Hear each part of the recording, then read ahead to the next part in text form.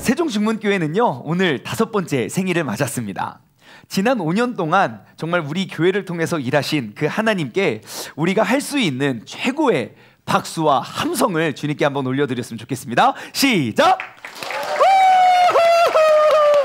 네, 너무너무 감사합니다. 정말 네, 우리 또 교회를 또 세워주시고 또 이끌어주신 주님께 우리가 함께 너무너무 감사를 드리고, 우리 평소 때도 이렇게 함성과 박수를 쳤으면 참 좋겠는데 꼭 이렇게 5주년이 돼야 1년에 5년에 한 번씩 이렇게 박수를 치면 안 된다는 사실을 우리가 다시 한번 기억했으면 좋겠어요. 자, 여러분, 우리가 매년 항상 우리가 창립 기념 예배 때마다 우리 교회의 정체성을 우리가 한 번씩 다 되짚어 봤으면 좋겠습니다. 저희 교회에서 이제 5년 동안 신앙생활 하신 분들은 이제 귀에 닳도록 들었던 이야기일지 모르지만, 정말 다시 한번 우리 교회의 DNA를 우리가 다시 한번 우리의 신앙생활 가운데 입력하는 시간이 되었으면 좋겠습니다. 제가 5년 전 이날이죠. 2017년 4월 1일 교회가 개척된 이후로 끊임없이 쉼없이 제가 계속 물었던 질문 한 가지가 있습니다. 그게 뭐냐면, 하나님, 세종시의 중문교회가 왜 필요합니까? 라는 질문이었어요. 왜냐하면 세종시에 교회가 많고 많은데 왜 굳이 중문교회가 지교회가 필요한 것이었을까요? 어떠한 사람의 욕심을 채우기 위함이었을까요? 아니면 정말 주님의 특별한, 우리 교회만이 감당할 수 있는 특별한 그런 계획이 있었을까요? 라는 질문을 계속 던졌어요. 왜냐하면 제가 이 질문을 던졌던 이유는 저는 막 세종시의 불타는 열정과 주님의 막 소명을 받고 와서 개척한 것이 아니라, 당시 우리 중문교회에서 세종지성전이 생기게 되었는데 제가 선택받은 이유는 제가 그 당시 중문교회 모든 목사님 중에 제일 어린 나이였기 때문에 제가 부름을 받았습니다. 그래서 세종시에 우리 지성전이 생기는데 그럼 어떤 목사님을 보내냐? 그럼 그 세종시는 평균 연령이 32세라는데 우리 그럼 젊은 목사 누구냐? 장충만 목사가 제일 젊습니다. 지금은 몇 명 더 있어요? 그 당시 장충만 목사가 제일 어리다 그래가지고 제가 부름을 받았거든요. 그래서 저는 그 질문을 계속 던졌어요. 1년이 지나도 2년이 지나도 뭔가 우리 교회가 세워져야 하는 그러한 이유를 얻지 못하다가 2년, 저희가 창립 2주년 감사 예배를 드릴 때 저희 교회가 나아가고자 하는 그런 명확한 그런 방향을, 우리 교회의 영구 비전을 얻게 되었어요. 그것은 바로 이것입니다. 우리 함께 읽어볼까요? 시작! 하나님의 말씀을 읽으면 세종중문교회의 모습이 되고, 세종중문교회의 역사를 기록하면 하나님의 말씀이 되는 교회. 예, 우리가 바로 이러한 영구 비전을 갖게 되었습니다. 우리가 나아가야 할 방향이 잡힌 거예요. 하나님의 말씀을 읽고 우리의 신앙생활의 모습을 보면 그것이 전혀 떨어져 있는 것이 아니라 우리가 하나 될 수 있는 그러한 교회. 나의 신앙생활의 역사를 쭉 기록하면 그것이 곧 하나님의 말씀이 기록되어 있는 그 말씀과 하나가 되는 그런 교회가 되기를 꿈꿨습니다. 그러다가 2년 개척 후 2년 반이 지났을 무렵 드디어 그럼 우리가 그 하나님의 말씀을 이루기 위한 우리는 어떠한 사명을 감당하는 교회가 될 것인가에 대한 우리 교회의 명확한 사명을 얻게 됩니다. 그 우리 교회의 사명은 바로 세종시의 도피성 교회가 되는 것입니다. 세종시의 도피성, 도대체 도피성은 무엇인가? 사실 부끄러운 고백이지만 저도 사실 성경 안에 도피성 이런 거 뭐 잘 알지도 못했습니다. 그게 뭔지도 몰랐고 그게 어디에 나오는지도 몰랐고. 하지만 2018년 저희 세종시의 어떠한 하나의 뉴스를 접하게 되는데요. 2018년에 세종시가 전국 자살률 1위 도시로 급성장했다는 뉴스가 제 마음에 너무너무 크게 와 닿았습니다. 왜냐하면 겉으로 외관상으로 봤을 땐 신도시이고 안정적인 직업들을 가진 그 공무원들이 가장 많이 모여 있는 곳이고, 모든 것들이 새 것이고 모든 것들이 깨끗하고, 그리고 외부에서 봤을 땐 집값도 많이 올랐고 정말 스스로 목숨을 끊을 만한 일들이 보여지지 않는 정말 멋져 보이는 그러한 도시였는데, 우리가 그 내막을 들어가 보니까 대한민국 전체에서 가장 외롭고 괴로운 도시가 세종시라는 사실을 깨닫게 되었습니다. 아마 내 마음을 터놓을 수 있는 단 한 명의, 단 한 곳의 출구라도 있었더라면 스스로 목숨을 끊진 않았을 것인데, 대한민국에 이렇게 많은 도시가 있는데 그 중에 자살률, 확률로 따져서 자살률 1위 도시가 바로 내가 몸담고 있는 이 도시라는 사실이 너무너무 충격적이었습니다. 그래서 그때 제가 성경을 보다가 눈에 띄었던 단어가 바로 도피성이라는 단어였습니다. 그 도피성은 무엇이냐면 하나님께서 가나안 땅을 딱 정복하게 하시고 지금 여기에 있는 게 지금 이제 오늘날의 이스라엘과 레바논 지역에 있는데요. 이제 가나안 땅, 약속의 땅 가나안 지역입니다. 가나안 땅을 정복하게 하시고 총 48개의 성읍을 세워주십니다. 이스라엘 백성들에게 각 12개의 지파 48개의 성읍을 세워서 그 이스라엘 백성을 살게 하시고 그 48개 중에 6개, 지금 여기 빨간색 점이 보이는 그 점 보이십니까? 잘 안 보일 것 같아서 제가 크게 적어봤습니다. 예, 이 12지파 48개의 성읍 중에 지금 보이는 6개의 성읍을 찍어서 이것은 너희가 도피성이라고, 그래서 우리가 민간인이 그냥 사는 것이 아니라 또 도피처로 삼으라고 세워주신 하나님께서 허락하신 그러한 곳이었습니다.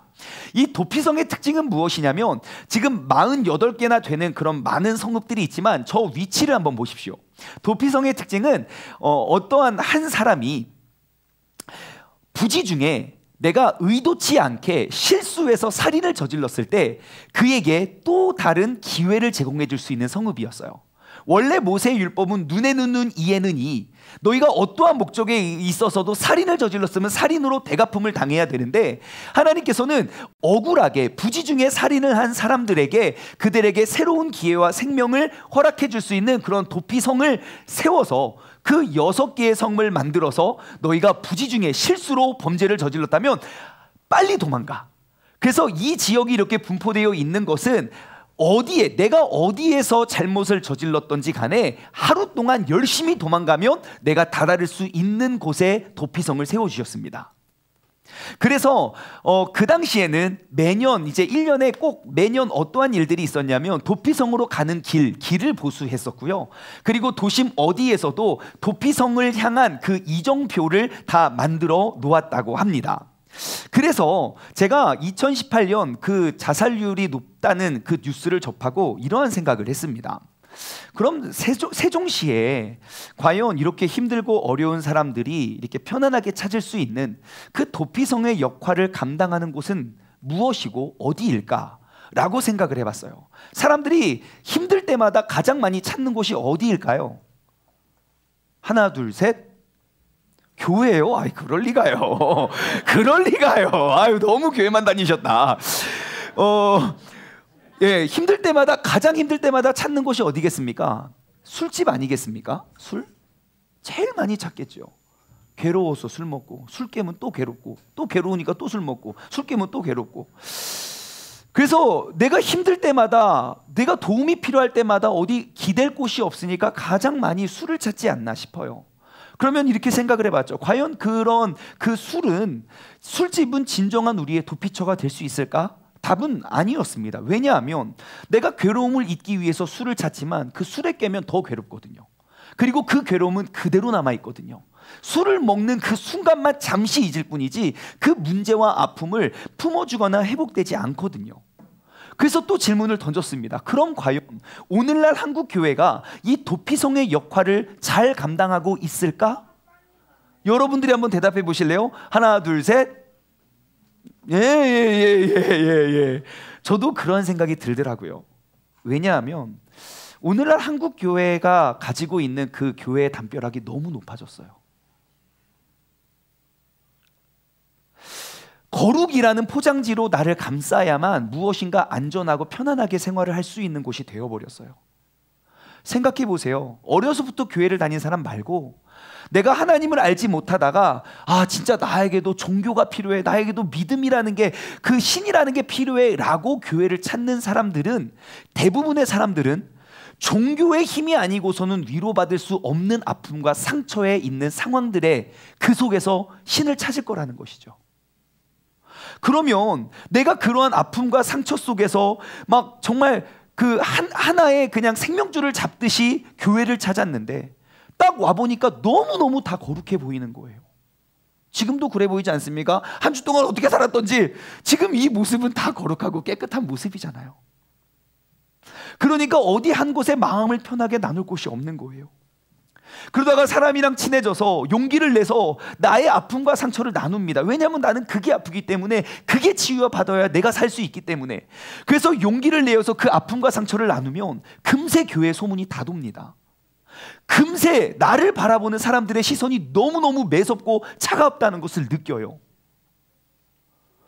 그러면 어떻게 합니까? 우리는 또 다른 포장지로 감싸고 교회를 옮길 수밖에 없는 것이 오늘날 모든 교회는 아니지만 한국 교회가 가지고 있는 그러한 모습들이 되지 않나 싶습니다. 그래서 우리는요, 작정을 하고 우리가 도피성 사명을 감당하는 교회가 되기로 결심을 했습니다. 도피성 교회는 어떠한 곳이냐?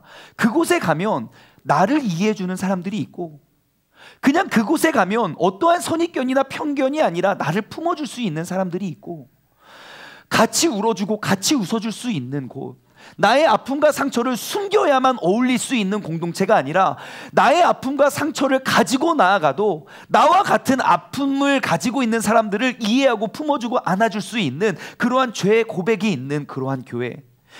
그곳에 가면 오늘 내가 생각하는 나는 뭔가 끝이고 나는 절망이고 희망이 없다고 생각이 들지만, 그곳에 가면 새로운 희망과 생명을 얻을 수 있는 그러한 교회가 되고 싶었습니다. 이러한 꿈을 가졌던 이유는 간단합니다. 마치 예수님께서 찾아가셨던 사람들은 하나같이 그러했어요.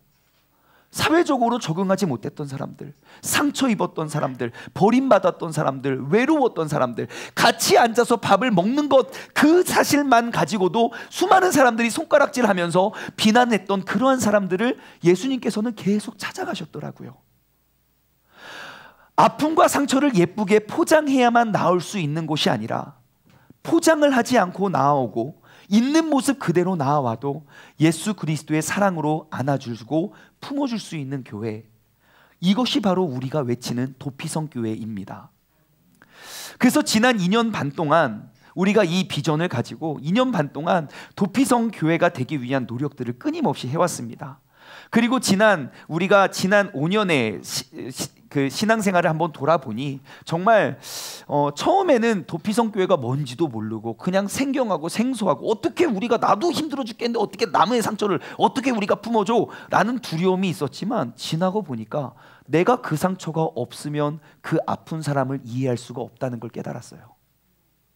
하나님께서 내게 시험과 어려움을 주신 이유와 목적을 알았어요. 나만 억울하고 나만 고통받는 줄 알았는데 그게 아니라 그 고통을 아는 내가 그 고통을 갖고 있는 사람을 사랑할 수 있다는 것도 깨닫게 되었어요.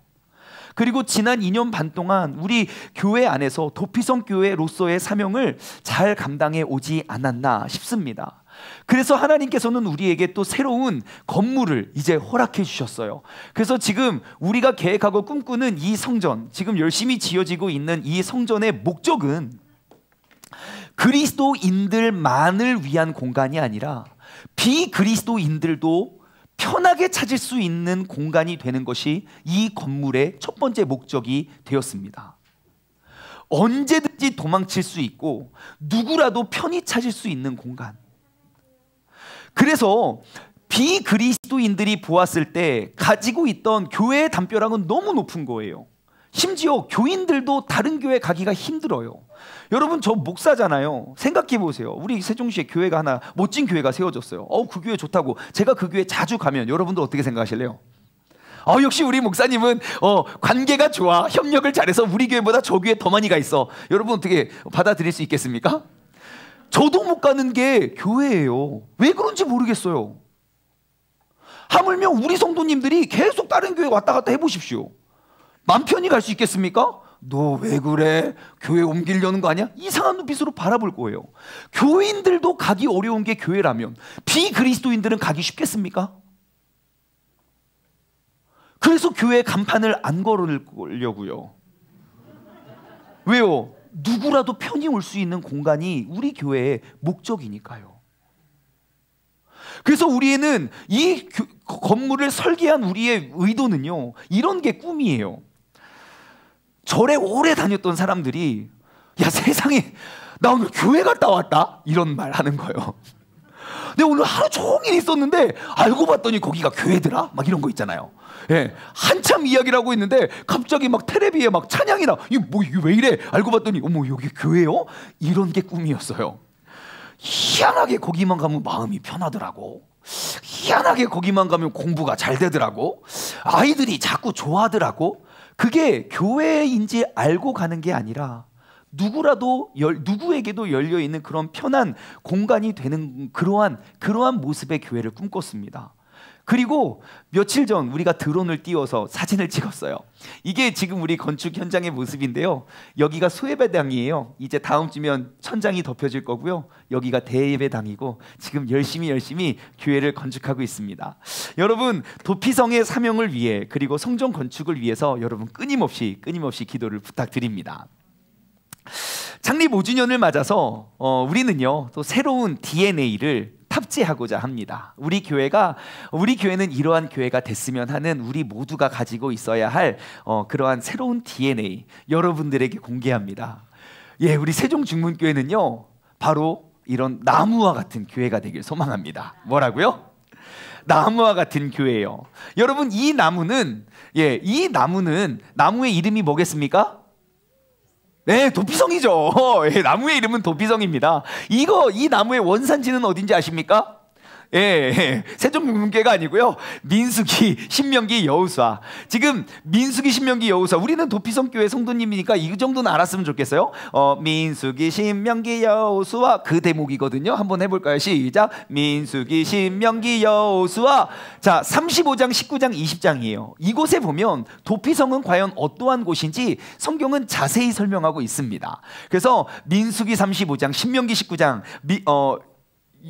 여호수아 20장, 감사해요. 여호수아 20장 말씀을 우리가 잘 한번 읽어보고, 그래서 이곳에서부터 우리가 수입한 그러한 도피성 나무 교회인데요. 그래서 이곳에 우리가 열심히 저 나무를 기르면 맺혀질 열매들은 어떠한 열매겠습니까? 바로 생명의 열매가 되길 원해요. 예, 꿈이 없었던 자들에게 꿈을 심어주고, 희망을 잃어버렸던 자들에게 희망이 되어주고, 용기를 잃어버린 자들에게 용기를 불어넣을 수 있는 교회. 정말 어느 정도의 신앙의 그런 거룩으로 포장해야만 갈 수 있는 어려운 교회가 아니라 정말 누구라도 쉽고 편안한 모습으로 나와 그들을 예수 그리스도의 사랑으로 새로운 생명과 기회를 제공할 수 있는 그러한 교회가 바로 우리 교회가 되기를 소망합니다. 제가 이 한 그루의 나무를 생각하면서 그럼 그 나무의 특징에 대해서 한번 생각해 보았어요. 과연 나무는 어떠한 특징을 가지고 있는가? 나무가 가지고 있는 특징은 굉장히 많을 거예요. 그 중에 제가 몇 가지만 꼽아봤는데, 첫 번째 나무의 특징은 여러분, 나무는 성장이 멈추지 않는다는 거예요. 어느 정도 자라나다가 거기서 성장이 멈추고 계속 그대로 있다가 점점점 늙어가는 게 아니라 나무는 계속 자라더라고요. 여러분, 나무의 나이를 알 수 있습니까? 없습니까? 있지요. 어떻게 알죠? 나이테를 보면 알아요. 여러분, 나이테는 왜 생기는 줄 아십니까? 예, 그냥 나이를 먹으면 생겨요. 여러분, 나무는요 하나의 가지예요. 근데 그 가지가 해를 거듭할수록 점점 두꺼워지는 거예요. 근데 날씨의 기후의 변화에 의해서 습할 때, 그리고 건조할 때, 햇빛이 셀 때, 약할 때를 보면서 나무가 1년에 조금씩 자라날 때 그 기온의 변화에 의해서 그 흔적이 남겨지는 게 나이테예요. 그래서 그러니까 습도가 많을 때는 나이테가 넓고, 습도가 건조할 때는 나이테가 얇고, 그래서 그 매년마다 그 나이테의 모양도 다르고요. 그래서 1년 내내 사계절이 날씨가 똑같은 곳의 나무는 나이테가 희미합니다. 근데 우리나라처럼 사계절이 뚜렷한 나라의 나무를 뚝 자르면 나이테가 굉장히 선명하다고 해요. 그렇듯이 나무는요 계속 자라난다는 사실을 알았어요. 나무는 계속 자라나는구나. 나무의 두 번째 특징은 나무는 시간이 흐르면 흐를수록 더 커지고 단단해진다는 걸 알았어요. 어느 정도 나무가 한 60년쯤 되면 이제 이렇게 힘을 잃을 때가 됐나? 아니요. 6년 된 나무와 60년 된 나무, 어느 나무가 튼튼합니까? 60년이요. 200년 된 나무와 20년 된 나무, 어느 나무가 튼튼합니까? 200년 된 나무요. 나무가 한 200년쯤 되면요, 그거 누가 무너뜨리겠습니까? 그거 태풍이 불고 비바람이 불어도 넘어지거나 쓰러질 수 없고 어느 누구도 감히 저 나무를 내가 베야지 상상도 하지 못할 만큼 커진다는 거예요. 아주 단단하고 견고해지죠. 나무의 세 번째 특징은요, 나무는 매년 열매를 맺는다는 거예요. 예, 한 40년 열매 맺다가 나 이제 힘들어가지고 나 이제 열매 못 맺으려고. 아니요, 세월이 흐르면 흐를수록 더욱더 풍성하고 더욱더 견고한 열매가 맺혀지게 돼요. 그리고 나무의 네 번째 특징은요, 나무는 먼저 된 가지가 나중 된 가지를 받쳐준다는 거예요. 큰 가지는 작은 가지를 항상 섬겨줘요. 만약에 큰 가지가 야 내가 먼저 됐으니까 너 지하실 그 고운동 지하실 교회 알아? 야 모르면 말을 말아라 하면서 우리가 막 모든 힘을 누리면 나무는 반드시 무너집니다. 가장 밑에 있는 가장 튼튼한 가지가 새로운 가지들을 계속 받쳐주고 섬겨줌으로 그 큰 나무를 이루어 가게 되는 것이지요. 제가 나무의 특징을 생각하다가 오늘 본문 말씀이 정말 사도 바울이 에베소 교회에 있는 그 성도들에게 권면하는 그 권면과 너무 일치하다는 걸 제가 발견했어요. 오늘 본문 말씀을 살펴보시면 여러분, 오늘 본문 말씀 그 에베소서 4장은요, 사도 바울이 에베소 교회 성도들에게 너희는 이러한 교회가 되어야 된다라고 권면하는 그러한 모습을 보여주고 있거든요. 그래서 우리 교회가 5주년을 다시 한번 기억하고 기념하면서 다시 한번 우리가 에베소 교회와 같은 그러한 초대교회의 사명을 우리가 감당할 수 있는 우리 교회가 되기를 소망합니다. 4장 1절부터 말씀을 한번 보시면요, 4장 1절부터 보면 이러한 말이 기록되어 있습니다. 그러므로 주 안에서 갇힌 내가 너희를 권하는데, 그러니까 사도 바울이 에베소 교회 성도들에게 권면합니다. 너희가 부르심을 받은 일에 합당하게 행하라. 우리가 행할 우리의 행동은 부르심을 받은 일에 합당하게 행해야 된다는 거예요. 내가 생각하기에 내가 원하는 것 이루기 위해서 하나님의 이름을 도용하는 것이 아니라 하나님께서 계획하신 그 계획과 섭리를 이루기 위해 내가 쓰임받는 그러한 것이 돼야 된다는 거예요. 그래서 우리는 올바른 신앙생활을 하기 위해서 항상 나를 부르신, 또 우리의 공동체를 부르신 그 부르심에 합당한 그러한 사명은 무엇인지를 우리는 생각해 보아야 된다는 것입니다. 그러면 그 부르심을 받은 일에 합당하게 행하기 위해서 어떻게 해야 되냐? 2절부터 6절까지 말씀을 보시면 아주 중요한 키워드가 있는데요, 여러분 한번 발견해 보십시오. 어떤 게 키워드인가? 모든 겸손과 온유로 하고 오래 참음으로 사랑 가운데 서로 용납하고 평안에 매는 줄로 성령이 하나 되게 하신 것을 힘써 지켜라. 하나 되게 하신 것을 힘써 지키래요. 4절, 몸이 하나요 성령도 한 분이시니 이와 같이 너희가 부르심의 한 소망 안에서 부르심을 받았느니라. 주님도 한 분이시고 믿음도 하나요 침례도 하나요 하나님도 한 분이시니 곧 만유의 아버지라. 만유 위에 계시고 만유를 통치하시고 만유 가운데 계시는도다. 아멘. 지금 무엇을 강조하고 있습니까? 하나됨이죠. 여러분, 우리가 하나 되어야 하나가 되어야 됩니다. 나무 교회는 어떠한 곳인가? 여러분, 나무 교회는요, 한 곳을 바라보는 그런 교회예요. 나무는 언제나 햇볕이 있는 곳을 바라보고 햇볕을 향하여 자라나게 되어 있습니다. 저희 아들은요, 뭔가 살아있는 걸 기르는 걸 되게 좋아합니다. 저는 잘 못 길리는 것 같아서 저는 잘 안 길리는데, 우리 아들은 뭐래도 막 기르고 싶어가지고 살아있는 걸. 그래서 저희 집에 가면요, 개미도 살아있어요. 아직도 7마리였는데 지금 5마리로 줄어들었지만 알을 몇 마리 낳았어요. 개미도 살아있고요. 그리고 얼마 전에 또 개구리 알을 또 지금이 아니면 올챙이가 되어버린다고 또 개구리 알을 찾으러 또 대전까지 갔다 왔다가 아닙니까? 또 알을 또 개구리 알도 살아있고, 또 어디 또 물고기 구경하러 갔다가 또 물고기 몇 마리 주워가지고 또 물고기도 살아있고, 언제 죽을지는 모릅니다. 그러다가 또 새싹이 돋아나는 걸 봐야 됐대요. 그래서 뭐 또 콩 같은 씨앗을 갖고 와가지고 그거를 열심히 심고 매일매일 그걸 바라보면서 물을 너무 많이 준 거예요. 내가 말했죠. 야, 물 이렇게 많이 주면 썩어. 그래서 또 덜어내. 아무튼 그런데 그 새싹이 뿅 돋아나더라고요. 분명히 씨앗을 심었는데 새순이 난 거예요. 근데 이렇게 쭉 자라나는데 보니까 그 새싹들이 다 이러고 있어요. 어려서부터 디스크에 걸렸나 이러고 있어요. 다 이러고 있는 거예요. 왜 그런가 봤더니 창문이 여기 있는 거예요. 제가 돌렸죠. 그걸 이렇게 돌리니까 또 다 이러고 있는 거예요. 왜요? 항상 나무는 빛이 비추는 곳을 향해 자라나게 되어 있어요. 모든 나무가 빛이 내리는 하늘을 향해 자라나고 있는 거예요. 그래서 우리 세종중문교회가 바로 이 나무와 같이 빛이 임하는 곳, 우리가 하나의 빛 가운데 모두 각기 다른 사명을 가지고 하나님의 영광을 향해 나아갈 수 있는, 오직 빛 되신 예수 그리스도만 바라보며 나아갈 수 있는 그러한 나무와 같은 교회가 되길 소망합니다. 오늘 본문 말씀 11절로 넘어오면요, 그가 어떠한 사람은 사도로, 어떠한 사람은 선지자로, 어떠한 사람은 복음을 전하는 자로, 어떠한 사람은 목사와 교사로 삼으셨다고 이야기하고 있습니다. 각자 주어진 사명을 감당하며 우리가 하나의 교회를 이루어 가야 된다는 거예요. 여러분, 사도는 어떠한 사람입니까? 내가 보냄을 받은 자가 사도죠. 부르심대로 합당한 부르심을 받은 자. 그러면 내가 사도입니다 라는 것은 무엇을 말합니까? 나를 보낸 이가 있다는 것과 그리고 보낸 사명이 있다는 것이죠. 그래서 사자를 파송한다는 거. 예, 제가 예전에 그랬어요. 대표 기도를 할 때마다 막 목사님, 막 장로님들, 집사님들이 하나님께서 세워주신 우리 사자 목사님, 그래서 막 계속, 그래서 제가 물어봤죠. 왜 호랑이 목사님은 없냐고.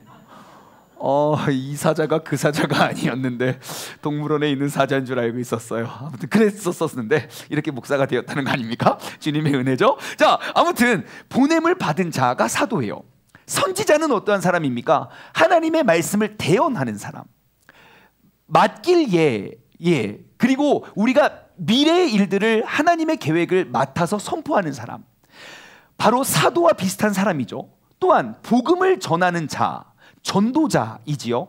또는 목사로 세웠대요. 목사는 뭐 하는 사람입니까? 예, 보호하는 자, 가축을 지키는 자, 양치는 목자, 가르치는 자, 목사예요. 근데 그 밑에 또 뭡니까? 교사로 삼으셨대요. 교사. 여러분, 교사는 뭐라는 사람입니까?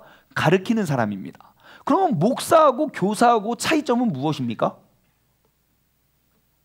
목사도 가르치잖아요. 목사도 돌보잖아요. 교사도 가르치잖아요. 교사도 돌보잖아요. 그럼 목사와 교사의 차이점은 뭐죠?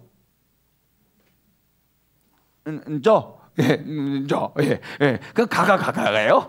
자, 그래서 어떠한 학자는 이 목사와 교사를 하나의 같은 해석으로 보는 견해가 있습니다. 어차피 사명이 같기 때문에. 예, 근데 어떠한 학자는 이 둘이 분명히 같은 사명이면 사도 바울은 반복해서 이렇게 두 개를 나눠서 쓰지 않았을 것이다. 그래서 한 가지 의견은 목사의 책임은 그 교사를 관리, 감독하는 그런 감독직의 사명까지도 갖고 있는 사람이라고 보게 되지요. 하지만 중요한 건 무엇입니까? 목사가 교사냐, 교사가 목사냐가 아니라 나는 어떠한 부르심을 입은 사람이냐는 겁니다. 교회는 어떠한 이는 사도로, 어떠한 이는 선지자로, 어떠한 이는 복음 전하는 자로, 어떠한 이는 목사로, 어떠한 이는 교사로 부름을 받았는데 여러분은 어떠한 부르심을 받았습니까? 여러분, 이 사명은 특정한 몇 명, 어떠한 직책과 직분을 가진 사람들만 누리는 것이 아님을 아시겠죠? 우리가 이 자리에 함께 신앙생활하는 우리 모두는 각기 다른 사명을 가지고 각기 다른 부르심을 입은 사람이라는 사실을 꼭 기억하시기 바랍니다. 우리가 5주년을 맞아서 주님께서 나를 왜 부르셨는가, 무엇으로 부르셨는가, 주님께서 나를 세워주시고 불러주신 그 이유와 목적을 다시 한번 발견하며 나아가길 소망합니다. 자, 그래서 이 나무의 특징을 우리가 말씀에 대입해 보니까, 자, 첫 번째 특징이 뭐였죠? 나무는 성장이 멈추지 않는 교회라는 것이었어요. 그리고 오늘 본문 말씀 12절과 13절을 한번 보겠습니다. 이는 성도를 온전하게 하여 봉사의 일을 하게 하며 그리스도의 몸을 세우려 하십니다. 자, 우리가 교사, 목사, 복음 전하는 자, 선지자, 사도 각자의 부르심 받아서 모인 이유는 성도를 온전하게 하고 봉사의 일을 함으로 그리스도의 몸을 세워가기 위해서 우리가 부름을 받았대요. 근데 13절, 우리가 다 하나님의 아들을 믿는 것과 아는 일에 하나가 되어서, 믿는 것과 아는 것, 우리의 믿음이 우리의 암과 하나가 되어야 된대요. 우리의 믿음은 곧 우리의 삶이 되어야 된대요. 삶과 삶이, 믿음과 삶이 떨어져 있는 것이 아니라 우리의 믿음이 곧 삶이 되는 사람, 그로 인해서 그것이 하나가 되어 온전한 사람을 이루어 그리스도의 장성한 분량이 충만한 데까지 이르게 한다는 것입니다. 여러분, 나무 교회는요, 성도를 온전하게 하고 믿음과 알미, 믿음과 삶이 하나 되어서 주님께서 계획하신 그리스도의 장성한 분량이 충만한 데까지 성장하는 교회가 되는 줄 믿습니다.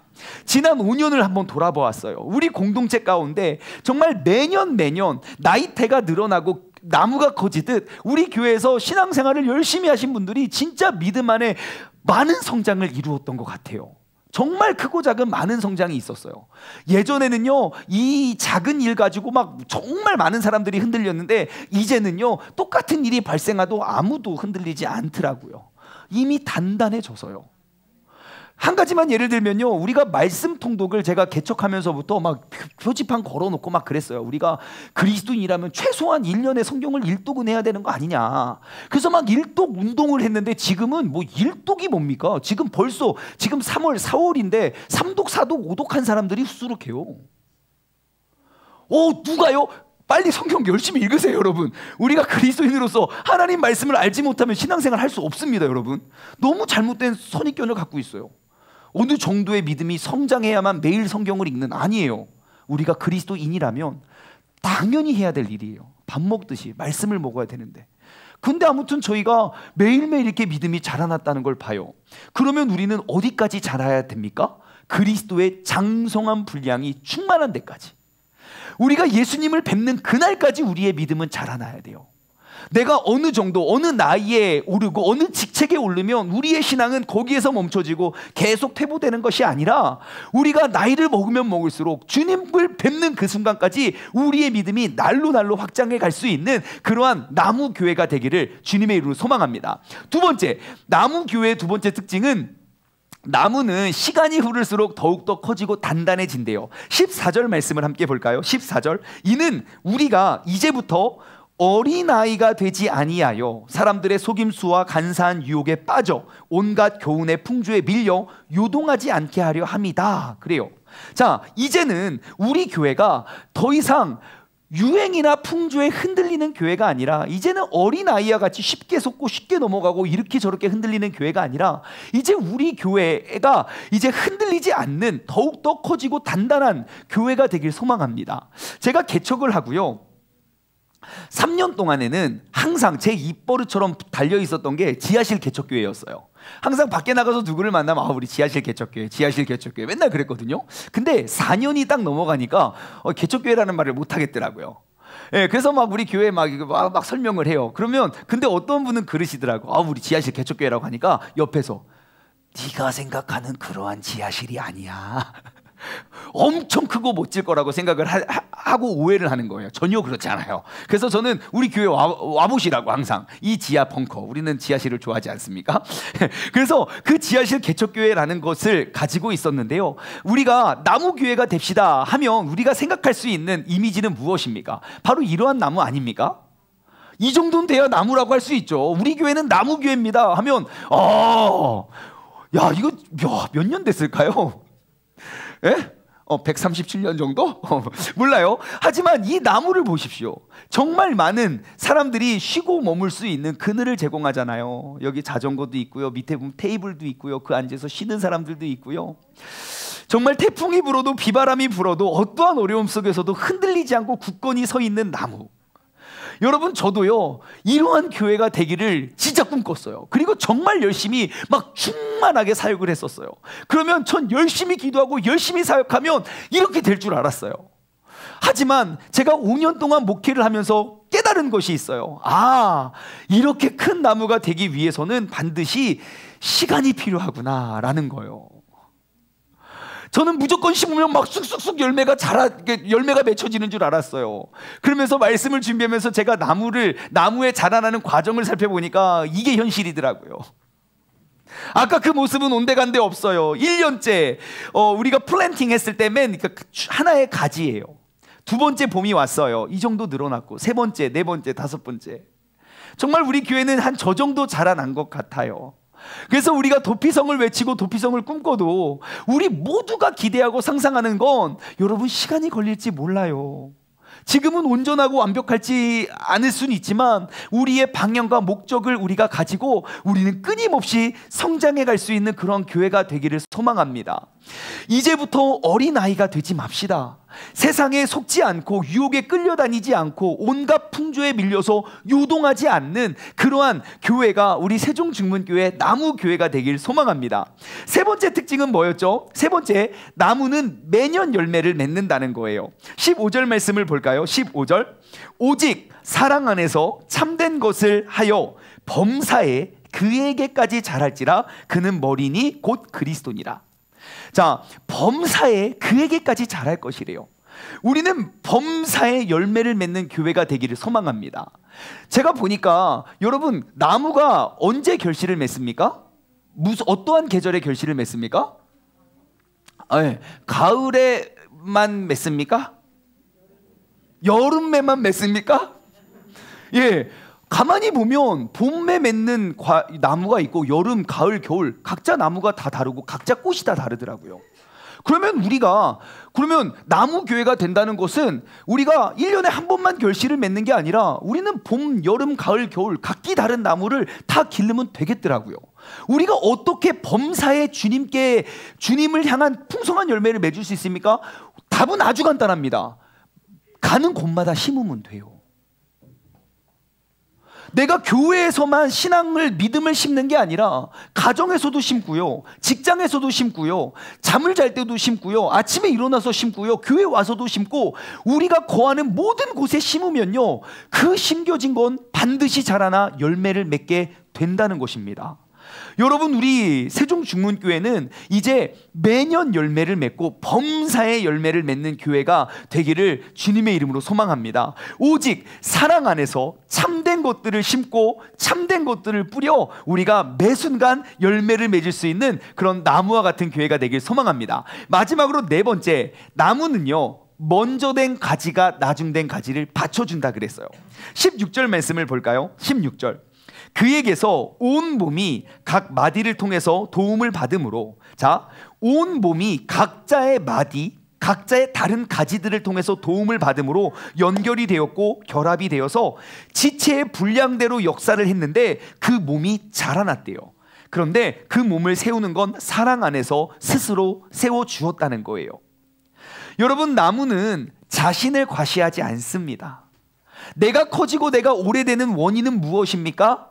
내가 존경받고 내가 인정받기 위함이 아닙니다. 큰 나무일수록 나무는 더 힘들어요. 왜? 더 많은 물을 먹어야 되고 더 많은 빛을 받아야 되고 더 무겁거든요. 하지만 나무가 커지면 커질수록 혜택을 얻는 사람은 누굽니까? 나무가 아닌 이웃이라는 거예요. 여러분, 이것은 참 중요합니다. 왜냐하면 교회가 오래되고 커지면요, 먼저 된 가지의 목소리가 커지기 마련입니다. 나중된 그 작은 가지들은 들어갈 틈이 없어요. 하지만 나무가 그러한 구조라면 나무는 벌써 부러졌을 거예요. 힘을 잃어버릴 거예요. 더 이상 자라나지 못할 거예요. 하지만 우리 세종중문교회는 먼저 된 자가 나중된 자를 더욱더 섬길 수 있는 그런 교회가 되기를 소망합니다. 우리 아직 5년 차니까요, 앞으로 우리가 행하고 담당해야 될 많은 일들이 있지 않겠습니까? 여러분, 우리가 먼저 된 자로서 우리가 더욱더 섬길 수 있는, 정말 아까 우리가 봤던 저 큰 나무가, 이렇게 큰 나무가 정말 많은 사람들에게 큰 유익을 주었던 것처럼 많은 쉼터가 되고 그늘이 되고 더욱더 풍성한 열매를 맺어서 건강한 나무가 건강한 열매를 맺게 되죠. 더욱더 튼튼하게 자라나서 더욱더 풍성한 열매를, 그리고 좋은 산소를, 더욱더 많은 그늘을 우리가 나누어 주듯이 우리 세종중문교회가 이제 5주년이 됐고 10주년, 15주년, 50주년이 되면 될수록 우리가 더욱더 큰 나무가 되어서 우리의 섬김의 대상을, 섬김의 반경을 더욱더 넓혀 세종시의 이 작은 지하실 교회에서 전 세계 구원의 역사를 우리가 꿈꾸고 나아갈 수 있는 그런 믿음의 교회가 되기를 주님의 이름으로 간절히 소망합니다. 말씀을 맺겠습니다. 우리는 이제 나무 교회가 되길 원합니다. 여러분, 나무에는 성장을 멈추지 않습니다. 우리도 더욱더 그 그리스도께서 말씀해 주신 그 풍성한 풍성한 그런 분량에 이르를 수 있는 믿음의 공동체가 되길 원합니다. 내가 이곳에서 신앙생활하면서 한 해 한 해를 보내며 나의 믿음이 더욱더 성장하고 자라나 내가 예수 그리스도를 뵙는 그날까지 우리가 끊임없이 성장하고 자라날 수 있는 우리 교회가 되길 원해요. 시간이 지나면 지날수록 서로에 대한 믿음과 신뢰가 더욱더 단단해져서 아무리 세상이 어지럽고 아무리 교회를 무너뜨리려는 그러한 공격들이 있더라도 우리가 예수 그리스도의 굳건한 사랑으로 우리가 능히 감당할 수 있는 교회가 되길 원해요. 그리고 또한 우리는 매 순간 열매를 맺어가길 소망합니다. 그러기 위해선 열매는 심지 않으면 절대 열매를 거둘 수 없습니다. 기르지 않으면, 자라지 않으면 열매는 맺혀지지 않습니다. 그래서 우리의 신앙생활은 항상 모든 곳에서 심어낼 수 있는, 더욱더 많은 것들을 심고 기를 수 있는 교회가 되길 원해요. 마지막으로 우리가 먼저 된 자라면 이제 앞으로 우리 교회를 통해서 회복되고 새로운 생명과 기회를 얻어야 될 사람들을 우리가 더욱더 섬기며 나아갈 수 있는 그런 복된 교회가 되길 소망합니다. 적용 질문을 드립니다. 첫 번째, 한번 돌아보십시오. 나는 나무 교회로 어떠한 가지로 부르심을 받았습니까? 여러분, 우리가 이 자리에 모여 있는 건 하나님의 완벽하신 계획 속에 우리는 부름받은 사람입니다. 주님의 계획이 없었다면 우리가 이 자리에 앉아 있을 수 없고 이렇게 영상으로 예배를 드릴 수 없습니다. 그럼 주님께서 나를 부르신 그 부르심의 소명은 무엇인가? 나를 사도로 불렀나? 선지자로 불렀나? 복음을 전하는 자로 불렀나? 교사로 불렀나? 목사로 불렀나? 주님께서 나를 왜 부르셨는지를 우리가 발견할 수 있는 그러한 시간이 되길 원해요. 두 번째, 여러분, 세종중문교회에서 믿음의 성장이 있었습니까? 있었다면 어떠한 성장이 있었습니까? 분명 둘 중 하나일 거예요. 나의 믿음이 자라지 않은 사람과 많이 자라는 사람. 그러면 내가 믿음이 자라나지 않은 이유는 무엇이었을까? 근데 우리가 지난 5년 동안 믿음의 공동체 가운데 계속 머물러 있던 사람은 열이면 열 다 믿음이 자라났어요. 엄청 많이 자라났어요. 정말 놀라울 정도로. 우리가 5주년을 맞아서 내가 다시 한번 그 성장을 경험하길 소망합니다. 한 달이 되고 1년이 되고 5년이 되었을 때 우리가 더욱더 큰 성장을 경험할 수 있는 우리 모두가 되길 원해요. 마지막으로 세 번째, 세상을 향한 교회, 세상을 섬기는 그러한 나무 교회를 우리 모두가 함께 세워가길 원합니다. 이 자리에 있는 우리 모두는요, 정말 큰 굵직굵직한 가지가 되어서 나의 가지로 새로운 가지들을 계속 낼 수 있는 그러한 나무가 되었으면 좋겠어요. 예, 우리가 정말 더욱더 많은 가지들을 버티고 길러내고 세워갈 수 있는 그러한 굵은 가지가 되었으면 좋겠어요. 우리 모두가 나무 교회의 역할을 감당하여 정말 세월이 흐르면 흐를수록 보다 더 많은 사람을 섬기고 보다 더 강하고 튼튼한 그러한 교회가 되기를 주님의 이름으로 소망합니다. 오늘 말씀을 맺으며 우리가 이 찬양 힘차게 고백하길 원합니다. 찬양의 가사가 이래요. 주님 약속하신 말씀 위에서 내가 영원토록 주님을 찬송하겠습니다. 소리 높여 주님께 영광을 돌리며 약속 믿고 굳게 서겠습니다. 주님 약속하신 말씀 위에서 세상 염려가 내게 엄습할 때에 용감하게 힘써 싸워 이기며 약속 믿고 굳게 서겠습니다. 굳게 서리 영원하신 말씀 위에 굳게 서리. 우리가 이 찬양 힘차게 박수 치면서 찬양하며 나아가겠습니다.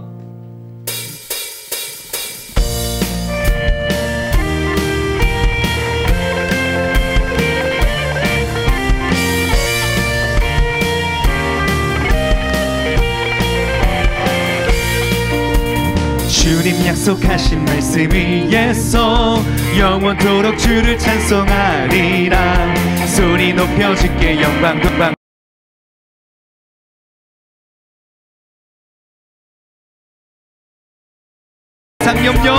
세상 염려 내게 엄습할 때 용감하게 약속 믿고 굳게 서겠습니다.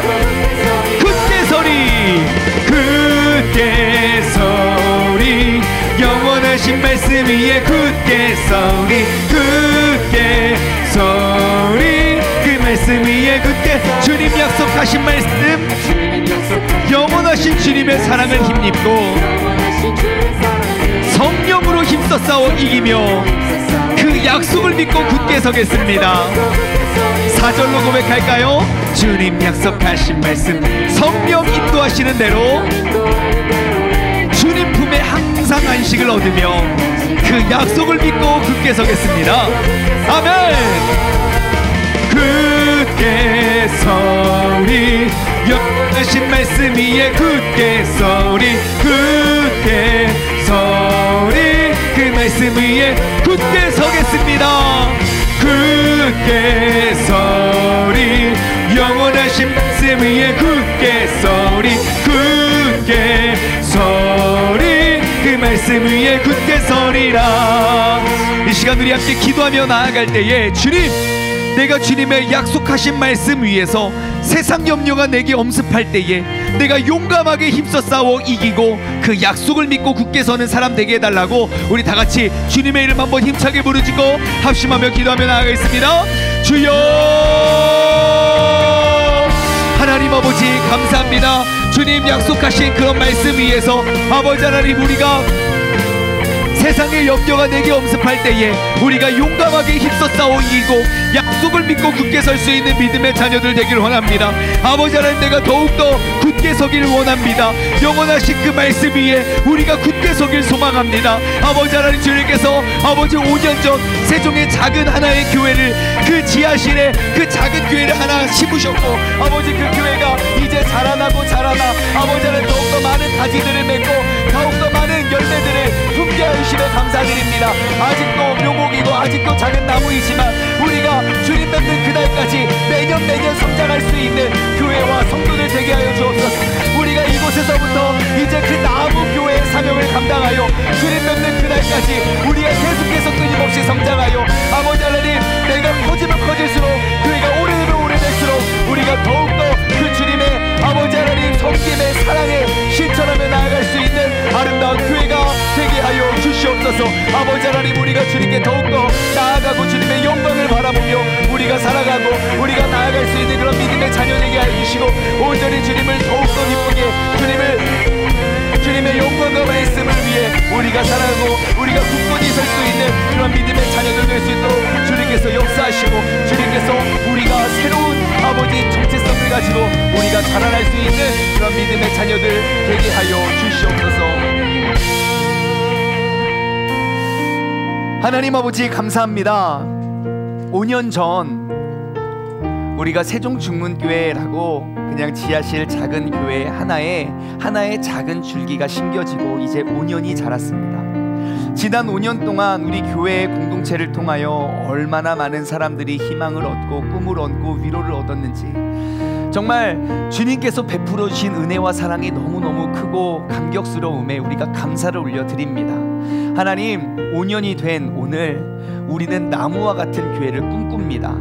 우리가 더욱더 한 해 한 해 자라날수록 우리는 성장이 멈추지 않는 교회, 그리고 시간이 흐르면 흐를수록 더욱더 단단하고 더욱더 견고해질 수 있는 교회, 오직 우리에게 빛을 비추는 예수 그리스도의 빛을 우리가 바라보며 우리가 자라나고 그 빛을 세상 가운데 비칠 수 있는 교회, 우리가 시시때때로 열매를 맺는 그러한 풍성한 열매가 있는 교회, 우리가 먼저 된 자가 나중된 자를 더욱더 섬기고 받쳐주어 그리스도의 건강한 몸을 세워 정말 5년이 된 우리가 이 지역을 섬기면 10년, 15년, 50년이 되었을 때 전 세계에 있는 모든 사람들의 도피 성이 될 수 있는 그러한 복된 사명을 감당케 하여 주시옵소서. 주님께서 오늘 이 자리에 귀한 가지들을 세우셨사오니 우리가 부름에 합당한 그러한 가지가 되어서 더욱더 많은 가지들을, 작은 가지들을 섬길 수 있는 우리 모두가 되게 하여 주옵소서. 이제는 우리 주 예수 그리스도의 은혜와 아버지 하나님의 무한하신 사랑하심과 성령님의 교통하심이 나무 교회의 성도가 되어서 우리가 더욱더 많은 가지와 더욱더 많은 열매를 섬기길 소망하는 사랑하는 우리 세종중문 가족들 머리 위에, 그리고 이 시간 영상을 통해 예배드리는 모든 사람들 머리 위에 이제로부터 영원토록 함께 하시길 간절히 축원하옵나이다. 아멘.